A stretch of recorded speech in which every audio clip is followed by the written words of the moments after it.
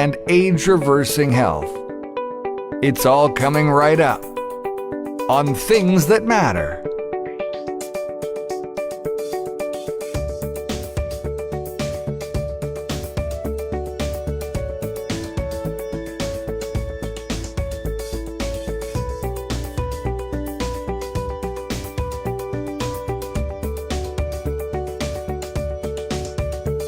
Now, please welcome your host, Carl Krebs. Good evening and welcome to Things That Matter with Carl Krebs. I'm Brad Wilder, your host. We've got another great show tonight, from farm to market, as well as caring for kids, and, of course, age-reversing health, where we help you with your health matters. There's lots coming up. It's right here on Things That Matter, right after these. Imagine having no pain, sleeping through the night, having more energy, and reversing the aging process. Now imagine LifeWave doing that all naturally, without the use of harmful drugs. X39 is the most advanced patented light therapy in the world. LightWave is a simple wearable patch that you place in your body that stimulates the body to regenerate and heal itself. With more than 20 years of research and over 100 patents, LifeWave specializes in age-reversing all-natural health. Find out what the power of the patch can do for you. For more information or to join our LifeWave community, go to thingsthatmatter.ca/LifeWave. LifeWave, reversing the aging process naturally without the use of harmful drugs. Welcome back to Things That Matter tonight with Carl Krebs. We've got a great show all planned out. Carl's been working hard all week to try to get everything together. There's some news that's coming out, Carl, on a bunch of different topics that you're going to explore tonight. Not only do you have some great topics, but you've got some great guests as well. I'm going to let you take it from here. I know Harry is standing by with Farm to Market. I'll let the two of you jump right in after your little brief introduction here. Go ahead. All right. Well, Harry's here, as Brad has already said, and some breaking news on the market scene as China says, we don't like your tariffs on our electric vehicles. So Harry's going to be talking about that, giving us the producer's angle of that. And that's going to be exciting. Well, that's fantastic. Harry? Let's jump right in with Harry right now. Harry, great to have you on the program. We're going to have to flip your cameras back around, guys. So do that one more time for me, Harry, please. And thank you. Just turn your camera off and bring it back on, and we'll get things straightened around. Now your names will be in the right place, guys. Go ahead and give us the lowdown on all the news from farm to market. Well, Harry, why don't you take it away? Because this is breaking news in the sense that it has a significant impact to the producers, given the size of the canola production that goes on annually. So tell me, what's the word on the field, not on the streets? What's the word on the field? Well, first and foremost, China is the biggest exporter of canola by far from Canada. I mean, they are, they buy lots of canola. I don't have the exact numbers, but I know that even this year we're looking at probably growing and producing about 18.4 million metric tons. And that's how about $5 billion, Harry? That's my research, that China exports or imports from Canada $5 billion of canola annually. And it comes basically from Western Canada. Canola started at the University of Manitoba, and it's grown in Saskatchewan, of course, and Alberta and Manitoba. So what happened, and it's interesting, We've got a situation where the prime minister of the country put on 100% tariff on EV vehicles coming from China. Why? Because he spent 16 point some billion to put up a VW battery plant. And so now he's saying, okay, if we're going to have a battery plant, we want to make sure those EV cars and vehicles are made in Canada. So at this point, he put on a 100% tariff, and China didn't wait very long. they've done this before. They put on they charge Canada with anti-dumping, like we're dumping canola. Well, that's like, they need the canola. And so what happened when they made that announcement, immediately the first day, the markets for canola went down the limit on the exchange. And so that, of course, discouraged farmers. So I did a little bit of a survey from farmers, and and it's interesting. Like one farmer who's been growing canola forever, he says he's not growing next year. Another farmer says for the second year, I'm not growing canola. See, canola used to be called the Cinderella crop, and it still is the big earner for Western Canadian farmers. And so it's a big deal. And I don't say easy lightly, but it's a good crop to grow. And it's a good rotational if you do it right. And so here we is it not, Harry, one of the biggest crops that the producers put in the ground? Is it not the number one crop in Western Canada? Yeah, it's the number one cash crop because it's inexpensive, or it yields well financially, and also yields well, from the ground, right? It reproduces well. So yes, it's the number one cash crop, and has been. I mean, soybeans in Manitoba are starting to slowly catch up. We still have the cereals. We have some corn. We've got some edible beans and various other crops, barley, oats, and rye. But at the same time, this is a huge problem for us. But I had a chance to visit with Jonathan Driedger.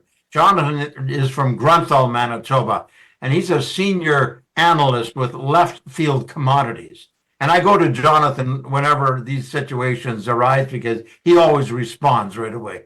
And I says, okay, Jonathan, his first reaction was, it's not good. Secondly, he says, it's really something that we expected. I mean, this is, and the third thing is, he said, well, maybe it isn't quite as bearish right now as we had initially anticipated. So we're going to have to wait. It could be 3 months. It could be 6 months. It could be a year to find out exactly what the rules and regulations are. But the key thing here is that we need a government in Ottawa that's prepared to set up trade arrangements and not mess around with the agricultural situation. I mean, let me just jump in here, Harry, for a second, because I've been doing some reading on it, much the way you always do a lot of research. And in the later portions of that news release, they ask the government and the minister in charge of this why. And two things came out of it: the environmental record of China and their human rights record. And I thought to myself, good Lord, has anything changed in China? You're always making deals with China.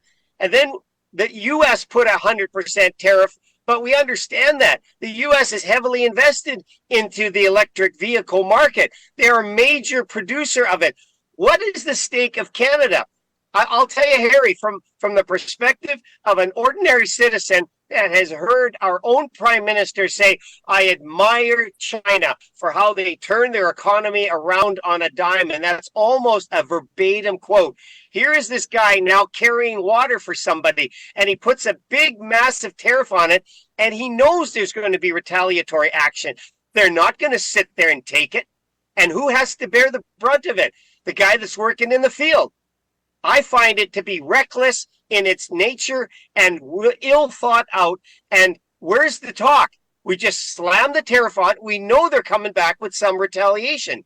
So to me, I feel terribly sorry for the producers who are now looking at it saying, what are we going to do with this crop? Because China gets its canola from Canada and Russia.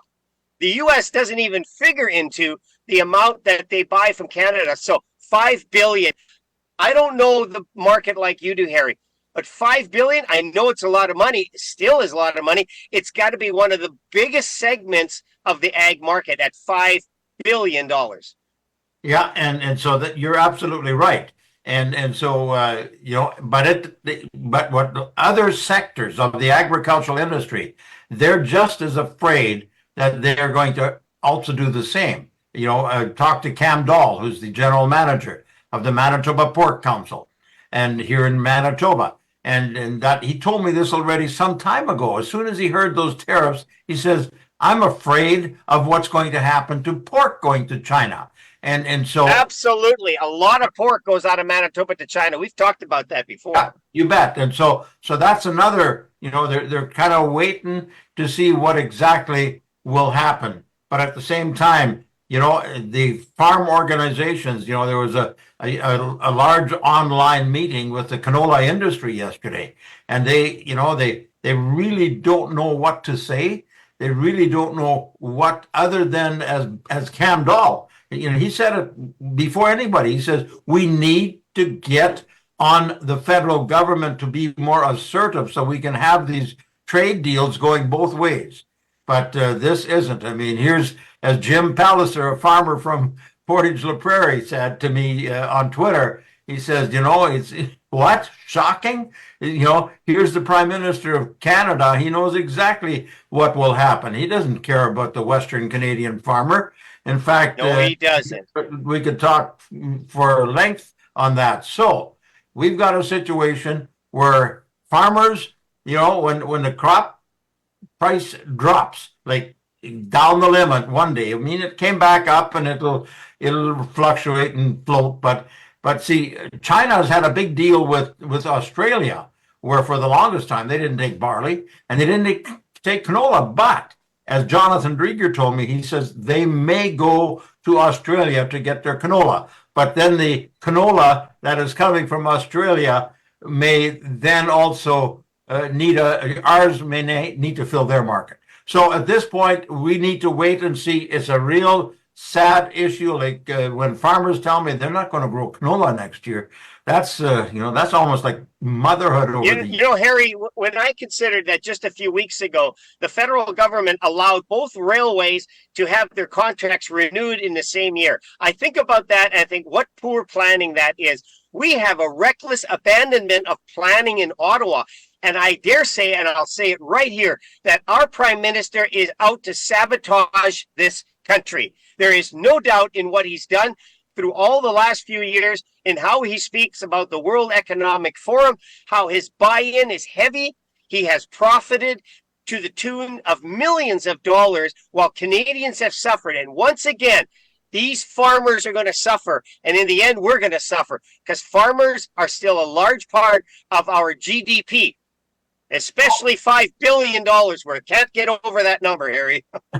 No, you're absolutely right. But at the same time, you drop that price. I mean, we were up at a higher price, a couple of years ago, and the canola price already started to come down. But as you have heard me say many times, the cost of production, never really comes back down to where it was. So the commodity price comes down, the cost of production doesn't. So when you start to, fiddle around with, $10, 10%, whatever it is, as far as making less, then all of a sudden, you thought you were going to make some money and you just broke even. And yet you've got to get rid of it and put in a crop again next year. Harry, we're not the only country that trades heavy with China. The Americans found that out. And there was an incident just a little while ago in the tech area where they required a part, and we found out that China was the sole supplier of that part, and it stopped the automobile industry in its tracks because they couldn't get this part. Doing business with China is like getting hooked on crack cocaine. It's really easy because China means cheap. And China has money. The investments in our country, the investments in America are significant. They're holding the paper on the debt for America. So they have the power of their size. Their labor force is free. That's why their products get made so cheap. And here we are again, this massive dependence on China to buy that canola. It just seems like we're betting all of it on black, and it's not good. Well, somebody told me this story some time ago. Like the potash, some of the potash mines in Saskatchewan got also invested by China, bought by China. Well, he said, here's how he put it. He says, Chinese buy the potash from Saskatchewan, and then they give it to farmers in Brazil so that these Brazilian farmers can grow crops that they now sell to China. I mean, that's exactly the way some of these things work. And Brazil right now is far more sympathetic as far as their leader is concerned to Chinese. So Brazil can produce a lot. So, we're going to see what all of this is going to bring. And so we can talk about it till the cows come home, but I have no cows, so we better not try that. So we better move on to other things, right? Yeah. What else is going out? What else are you hearing from farmers? Is there anything? Let's start with some good news, Harry. Is there any good news out there? We're probably a third of the harvest done in Manitoba, maybe a little bit more. The winter crops like rye and winter wheats have come off, and we're doing spring wheat, but we're not into soybeans yet, but we're harvesting canola. I drove from Winkler to Winnipeg yesterday and back, and so there's a lot of canola. I mean, it's unbelievable. You drive along number 3 highway from Carmen, to Winnipeg, and there's canola just about on both sides of the highway.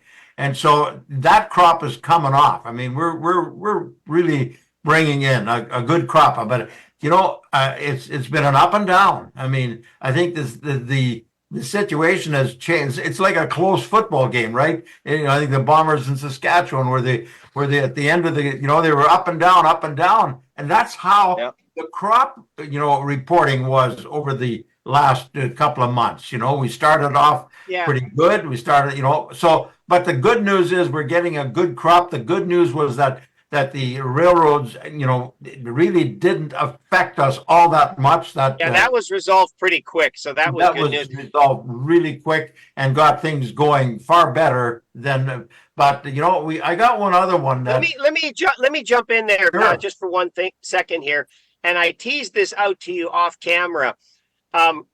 As people are watching the skies above, and they see that there is no doubt it's beyond anybody's rejection that chemtrails aren't real. They are real. They are up there.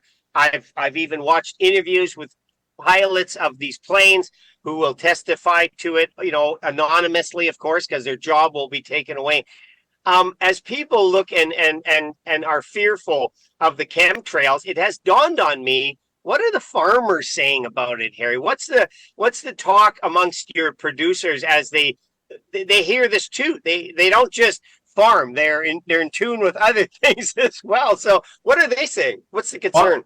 Well, first and foremost, the way technology works, they have a lot of time. They can be on their iPad, they can be on their phone in the tractor cab, and they can be thinking and seeing and doing whatever. But at this point, I haven't really heard much about it from farmers. But I came up with one example. Les Pletke, who followed me as a farm broadcaster at Golden West Radio back in 1985.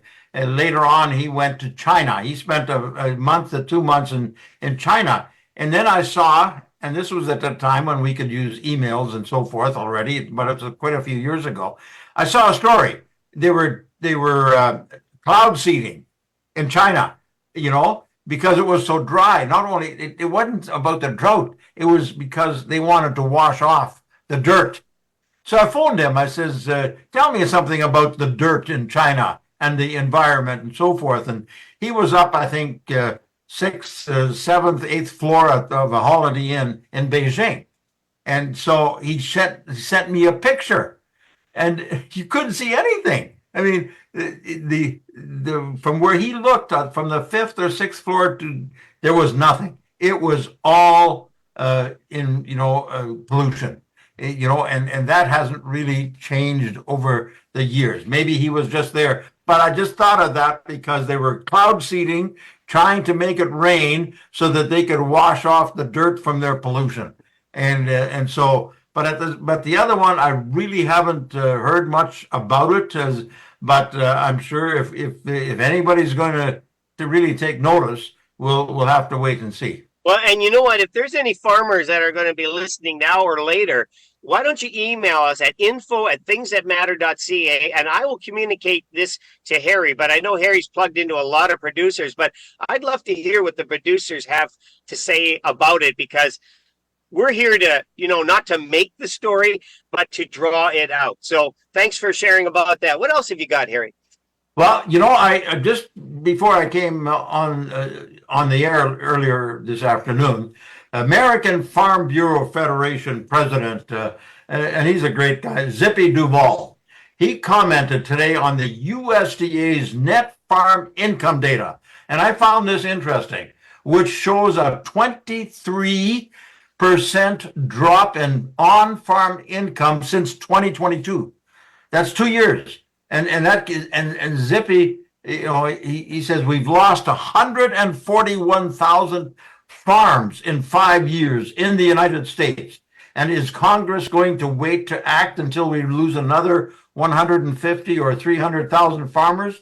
So, and the other thing, he said, it has been 2 years of kicking the can down the road when it comes to the Farm Bill. See, the U.S. Farm Bill's a big deal. It regulates a lot of the trade. It makes a lot of these things happen as far as agriculture is concerned. They have no Farm Bill.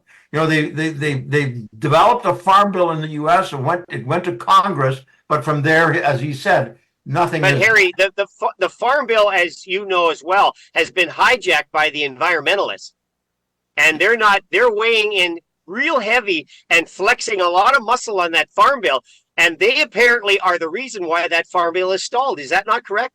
Totally. And he said, and there's no road left for some farmers in light of the current economic realities and antiquated safety net programs. All of that, you bet. They have basically, and you know what? And that's exactly what Trudeau is doing here in Canada. He's hijacking farming.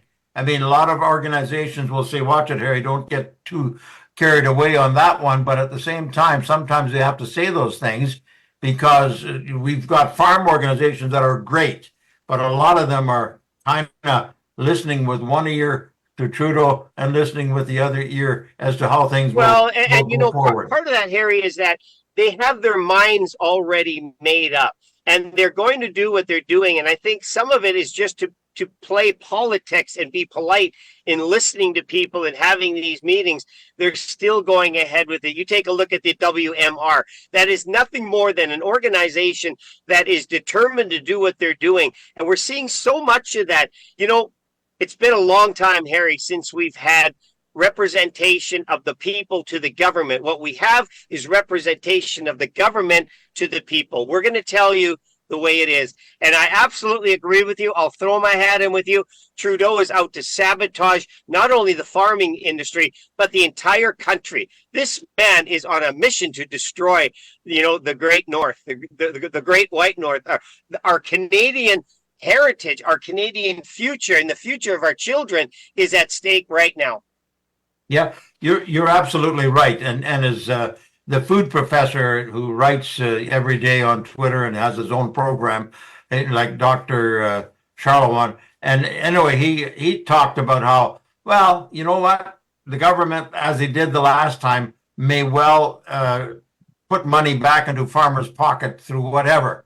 But that's not the way farmers want to farm. It's one thing, like it's like crop insurance. We've got crop insurance, and people say, well, yeah, you're going to get it. Well, crop insurance just pays for putting in a crop next year. You're getting your expenses back, and then next year, you've got money to put in a crop. But you don't want to live off of crop insurance. And I remember talking to a farmer not long ago. I says, how's the crop? He says, just above crop insurance levels, So, so that's even worse, but at the same time, I'm not downplaying crop insurance. We need it. It's a great program, but it's not. We need it. I mean, insurance is there for a reason. It's in the event of a catastrophic event. So when you have a farm failure of crop, when you have your house that's burned to the ground, your car gets flooded or is involved in a total write-off, that's where insurance is. But in our few minutes left here, we got about 5 minutes, Harry. Sum up in your opinion, and I know you have an opinion on these things after 53 years of reporting. What is your concern in what you're seeing in all of this that we talk about on this show, and how it affects the consumer? What's the real underlying fear there? If you could just give us your final thoughts here. Well, the final thoughts, as I said earlier, has to do with the cost of producing the crop. You know, it's costing more and more. Land prices are high. And so all of this is really, you know, a lot of farmers and we've got the Manitoba Farmers Wellness Program. Jerry Friesen has written a book, The Recovering Farmer, and because we have a high rate of suicides in agriculture compared to other industries. Why? Because it is stressful. There was a time we could say, you know, we'll wait till next year. But when you're putting in crops at $600 and $700 an acre cost before you get anything back, next year isn't good enough. And so we need to make sure that our bins are full. The guys can take the crop to the elevator. And the same thing with agriculture, with animal agriculture. You know, we've got hogs on one side, but we've got dairy and poultry on the other side with supply management. Government puts a lot of money into supply management. But in the hog business, sure, there's been some bailouts and so forth. But at the same time, over 50 some years, there's been less than not even 1% return on investment on what people have invested in the hog business. And so that's a challenge. So my challenge is, you know what, right now we're seeing a little bit of where the grocery prices, you know, the grocery companies are starting to try and protect that a little bit. But at the same time, the cost of producing food continues to go up. Somewhere along the line, it will continue to be passed on to you and me and even Brad. And that is Siemens says. You bet. We'll talk to you next week. Well, Harry, as always, thank you for being there. Thank you for representing the producers to us and giving us understanding. Thanks again for being with us, and we'll see you again next week. Yeah, take care.